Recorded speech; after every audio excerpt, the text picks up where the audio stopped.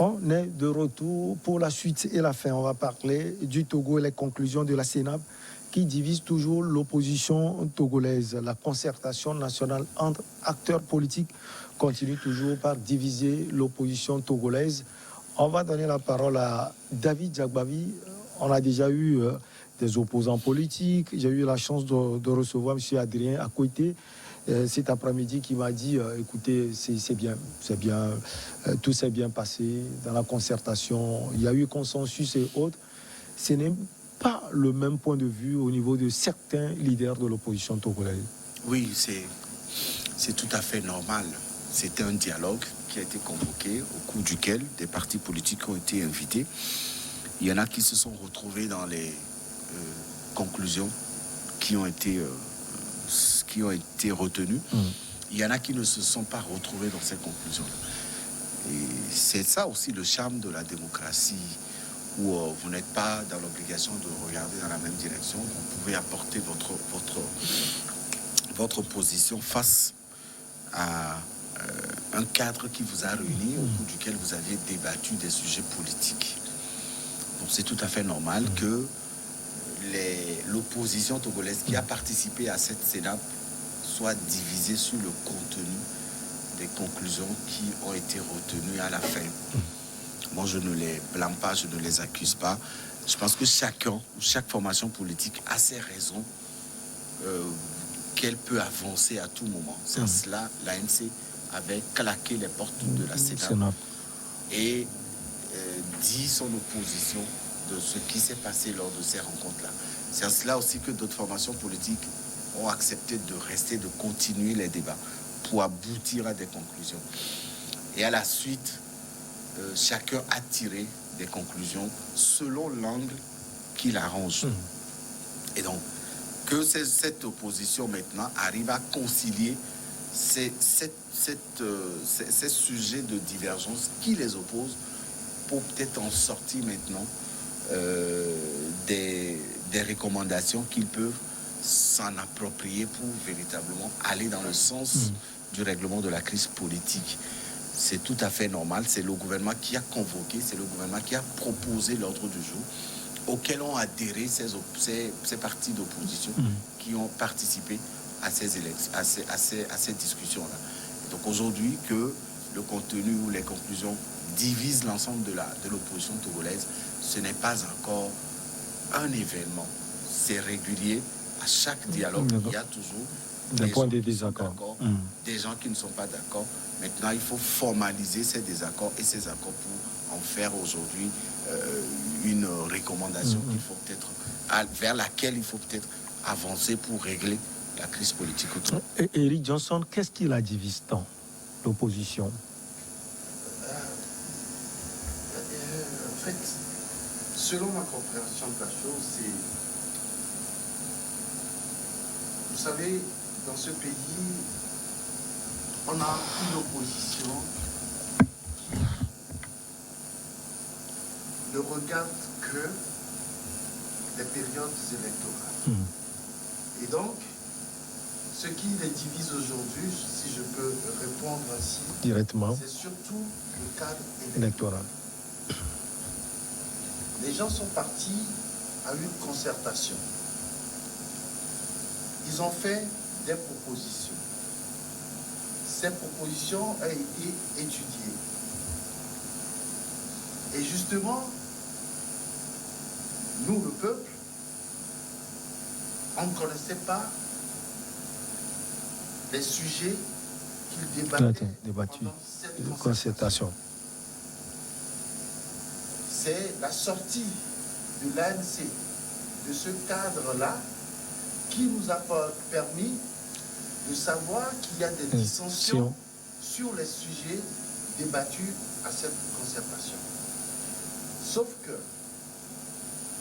avant de démarrer cette concertation, ils ont été tous d'accord sur le principe, c'est-à-dire le règlement intérieur qui régissait cette concertation. Et il a été dit que la concertation va s'ouvrir pendant 6 mois au cas où il y aurait des sujets sur lesquels ils ne s'entendraient pas, alors ils avaient la possibilité de proroger la période, peut-être sur 3 mois ou 6 mois, selon l'intensité des discussions et des sujets sur lesquels on devait débattre. Malheureusement, ce qui s'est passé, c'est à la veille de la clôture de cette concertation que l'ANC est sortie de ce cadre pour dire que non, avec les conclusions qu'on veut sortir de cette concertation-là, nous ne sommes pas d'accord parce que certains de nos points de vue n'ont pas été pris en compte. Alors, moi, à la lecture de la chose, je dis, l'ANC pouvait bloquer la fin de cette concertation-là sur les 6 mois et demander une prorogation pour que ces points de vue soient, enfin, toujours discutés jusqu'à ce qu'on trouve un consensus. Parce que je me rappelle qu'au moment où certains portaient des critiques sur la participation de certains partis politiques comme l'ANC à cette concertation, le chargé de la communication avait répondu en disant qu'ils y sont et qu'ils vont continuer. Donc, dans mon entendement... Sauf qu'ils n'ont pas continué jusqu'à la fin. Ils n'ont pas continué jusqu'à la fin. Ils se sont arrêtés à la veille de la fin des travaux. Maintenant, quand vous voyez un peu la chapelle de conclusion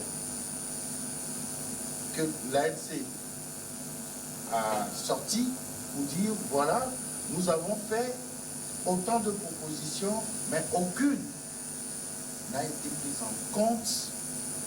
C'est là où les autres partis disent non, on a discuté sur tous ces points. Évidemment, quand vous allez à ce genre de discussion, c'est un rendez-vous du donner et du recevoir. Vous ne pouvez pas tout recevoir. Vous faites des propositions, on va accepter certaines, mais d'autres, on peut dire, bon, ok, on va poursuivre cette discussion-là plus tard, etc. Ou d'autres seront carrément rejetés. Aujourd'hui, ce qu'on voit, c'est pas le pouvoir en place qui est en train de critiquer les partis d'opposition. Mais c'est qui se critiquent. L'opposition qui se critique entre elles, c'est-à-dire les différents partis. Certains qui disent, oui, ce qu'on a fait est bon. De la CPP de Adrien Akoueté, que vous aviez reçu tout à l'heure. Il y a d'autres qui disent... Abbas Kaba aussi dit c'est bon. Oui. Et quand vous dites que c'est bon, c'est que tout de suite, vous vous alignez derrière le pouvoir en place ou vous faites le jeu du pouvoir en place. Même l'UFC. L'UFC aussi. Oui. Mais maintenant, est-ce que, au-delà du cadre électoral, parce que vous dites que c'est pour préparer les élections régionales, mais est-ce que, au-delà de ce cadre électoral sur lequel vous ne vous entendez pas entre vous dans l'opposition, est-ce que vous êtes prêt à aller à ces élections régionales? C'est là où la question se pose, parce que quand on voit un peu le contenu des conclusions, on a dit que désormais, par exemple, il faut établir des cartes d'identité aux Togolais majeurs pour pouvoir faire leur carte d'électeur, ou soit il faut aller avec sa naissance, avec des témoins pour obtenir la carte d'électeur. Est-ce que cette manière de faire, là, aujourd'hui, reçoit l'assentiment de tout le monde pour qu'on puisse aller à ces élections régionales prévues pour 2020. Parce qu'aujourd'hui, ce qui se passe, c'est que déjà, on a comme l'impression que cette opposition-là est encore en train de dormir et les autres sont en train de travailler sur le terrain. Et après elle va venir dire que l'élection a été truquée. David, Eric a dit quelque chose. Ce qui est inquiétant, c'est que l'opposition se déchire même en son sein. Non, ça c'est une réalité que tous les Togolais connaissent depuis très longtemps. Ça date pas de cette CENAP. Ça date depuis très longtemps, au début même avec ce combat autour du leadership de l'opposition togolaise dans les années 90. Vous vous rappelez l'Union des forces de changement qui écrasait carrément les autres politiques dans le temps. À la suite, vous avez vu aussi un peu l'ANC qui s'est révélée comme la formation politique la plus puissante de l'opposition au vu de leur présence à l'Assemblée nationale. Après, en 2017, vous avez vu avec l'arrivée sur la scène politique de Tipi Atiada et sa formation politique, il y a une guéguerre.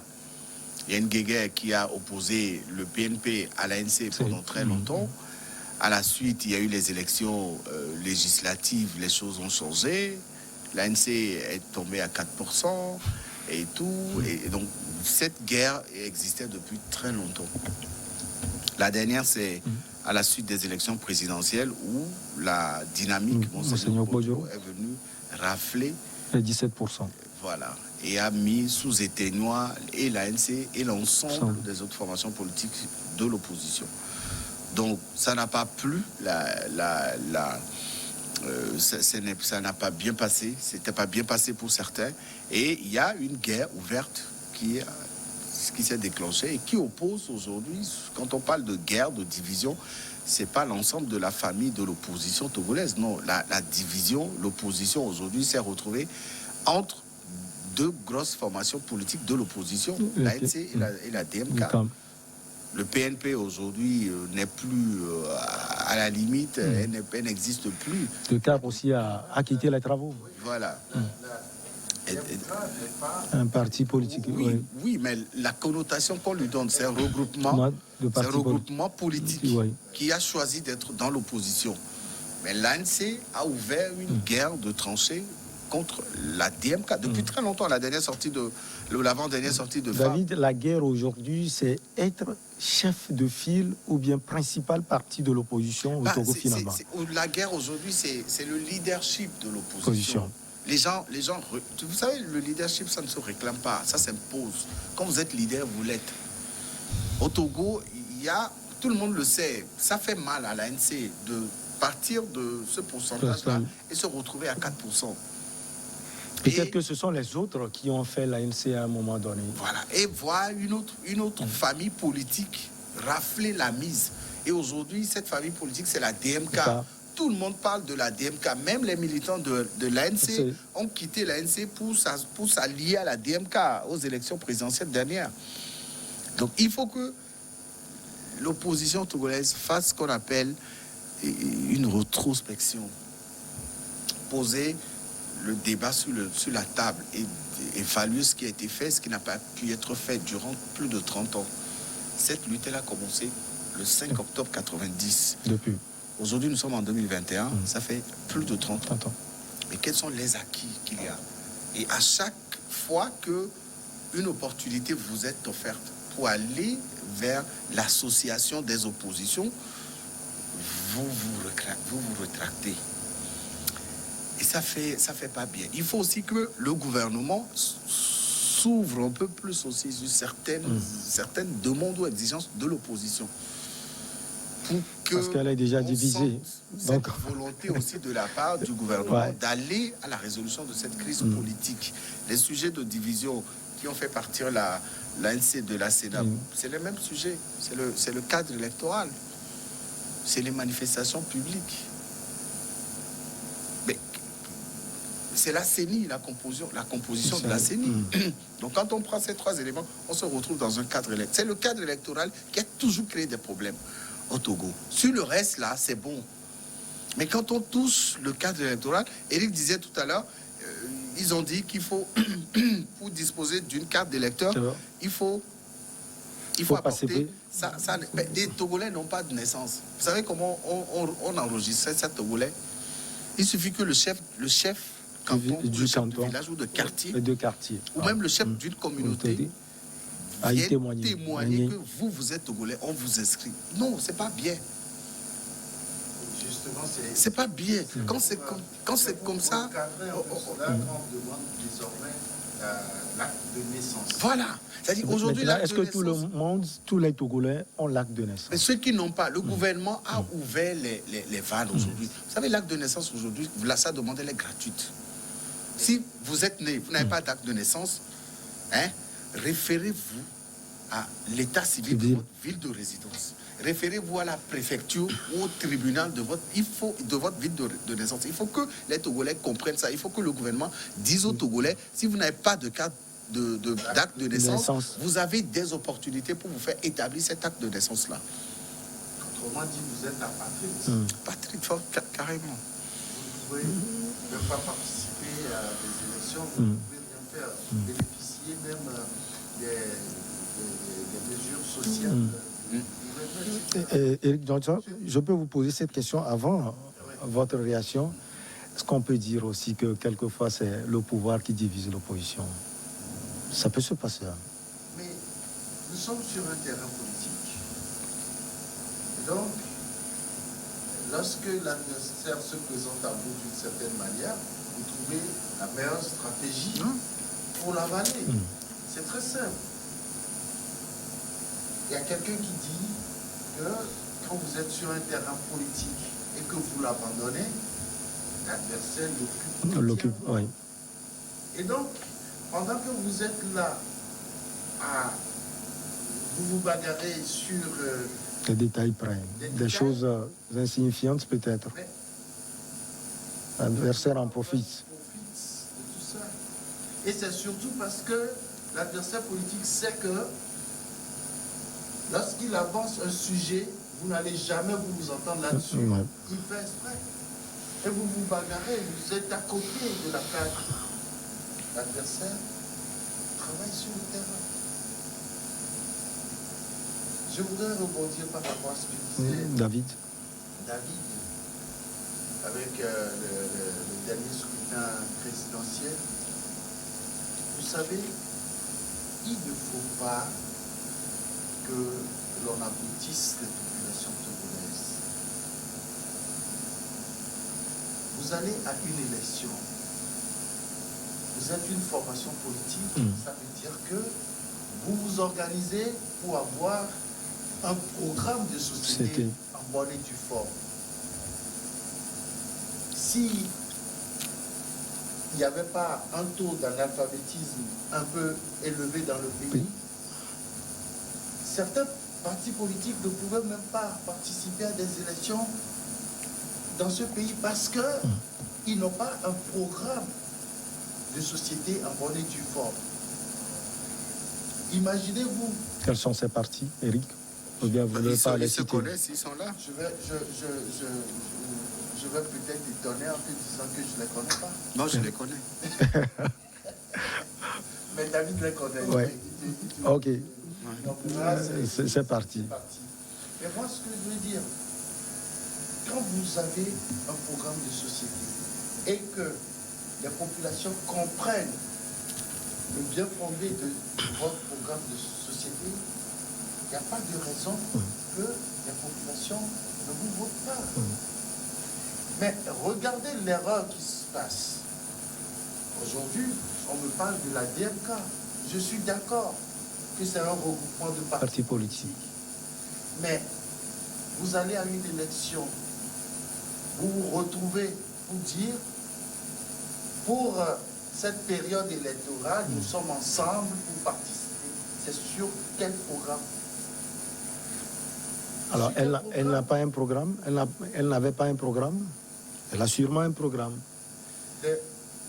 Ce que Et le problème qui se pose aujourd'hui, c'est que la DMK continue par revendiquer sa victoire. j'explique. Alors là, il est très important. Oui, allez-y. C'est parce que tu n'as pas compris que tu as posé. Ok, allez-y, je vais comprendre. J'ai dit, les alliances circonstancielles qu'on voit dans ce pays-là ne sont pas de nature à faire avancer les choses. Tout simplement parce que les gens veulent s'aligner derrière un parti, alors que vous-même, en tant que parti politique, vous devriez avoir un programme de société. Eric, ce n'est pas seulement au Togo. On voit dans des pays où, à l'approche des élections, on peut facilement s'aligner. Oui. On peut. Oui. C'est pour ça que ça ne marche pas ailleurs aussi. Non. Ça a marché dans certains pays. Macron n'avait pas de programme quand il était candidat aux élections. Oui, il a promis aux Français qu'il allait changer les choses. Ça s'est arrêté là. Talon n'avait pas de programme. Et quand on dit que l'opposition n'a pas de programme, quand on dit que l'opposition n'a pas de programme, non mais je suis un peu surpris parce que ça fait quand même des années que cette opposition participe aux élections. On ne dit pas la même chose. Je crois que vous ne le comprenez pas. C'est bizarre parce que Michel aussi ne comprend pas. On veut vous comprendre, Eric. Ce que je veux dire en 2 minutes, oui. C'est qu'il faut commencer cette alliance-là très tôt, avant, pour pouvoir avoir quelque chose de solide, de consistant, et affronter un parti au pouvoir. Mais cette alliance n'a jamais pu avoir lieu. Aujourd'hui, quand je vois la DMK, si ce regroupement peut résister dans le temps, cette alliance-là peut faire quelque chose. Est-ce que c'est la seule raison peut-être de l'échec entre griffes de la DMK? Pour vous, c'est la seule raison de l'échec de la DMK? L'échec de la DMK, c'est les urnes. Vous voyez que c'est difficile parce que la même DMK dit qu'elle a gagné les élections. Et c'est là où l'utilité... Oui, David, vous voulez ajouter quelque chose? Non, moi je dis, il y a un gros problème au sein de l'opposition togolaise. Ce n'est pas nous qui le disons, c'est la réalité. Même les militants de ces formations politiques de l'opposition le disent. La preuve, certains ont fait défection. Ils se sont ligués contre la ligne politique de certaines formations politiques. Ils ont dénoncé, ils ont haussé la voix. Ça n'a pas plu aux responsables de ces partis politiques. Ils les ont virés. Il y a un problème au sein de l'opposition togolaise qui est relatif à son refus de s'ouvrir à l'alternance dans sa propre famille politique. Et dans ces conditions, on est mal placé pour donner des leçons. Voilà. Oui. Et être porteur à la tête. Voilà. La preuve, l'opposition togolaise, elle a participé à beaucoup d'élections présidentielles. Mais à chaque fois, elle revient dire on nous a volé, on nous a volé. On vous vole à une élection. Celle qui suit, on vous vole encore. La troisième, on vous vole. Ça veut dire qu'il y a un problème. Vous-même, vous avez un problème. On dit oui, c'est le gouvernement qui vole. Vous avez les preuves de ce vol, selon eux. Ils présentent les preuves de ces vols-là. Et à chaque élection, vous êtes là. Mais si vous participez à des élections unilatéralement et que vous n'arrivez pas à gagner, mettez-vous ensemble. C'est-à-dire qu'au-delà de tout, descendez de vos grands chevaux et acceptez de vous faire petit. Quand le PNP était arrivé dans ce pays, regardez comment l'ANC lui a déclaré une guerre ouverte et frontale. Au final, on a vu les résultats. Lorsque l'UFC était UFC dans le temps, mais il n'y avait personne. Quand il y a des élections présidentielles où Gilles Christ passe, où il ne passe pas. Il a fallu lui parler comme de grandes personnes, comme un adulte pour qu'il comprenne avant qu'il n'accepte de positionner à Kitani et puis l'autre là après. Mais sa candidature a été rejetée. Voilà. Mais c'est terrible. C'est terrible. Et aujourd'hui, au bout de ces 30 années de combat, il n'y a pas de résultat, il n'y a pas d'acquis. Mais remettez-vous en cause. Le Bénin à côté, il y a eu des acquis. La Côte d'Ivoire, je prends les pays francophones de la CEDEAO. Il y a eu des acquis, Eric. Est-ce que pour vous, les acquis, là, c'est l'alternance politique? L'alternance politique au sein de votre propre formation politique. Acceptez de partir au bout de 5-10 ans, UNIR l'a fait. C'est vrai, on dira, et Adema est mort. Et Adema est mort, oui, mais UNIR a changé de stratégie. Quelqu'un est venu. Aujourd'hui, quand vous prenez l'UFC, on vous dit que le président est malade. Lui n'est pas encore Quand mort. vous prenez le cas, on vous dit que le président est décédé. Quand vous prenez l'ANC, je prends les grosses formations politiques de l'opposition, vous prenez l'ANC, Gilles et Fabre, là, depuis des années. L'autre qui vient de vous quitter, Beliki, si Edem Kodjo n'était pas décédé, il sera toujours là. Mais pour quel résultat? Non. Est-ce que c'est forcément ça qui fait l'échec de l'opposition? Parce qu'en réalité, la gestion d'une formation politique est très délicate.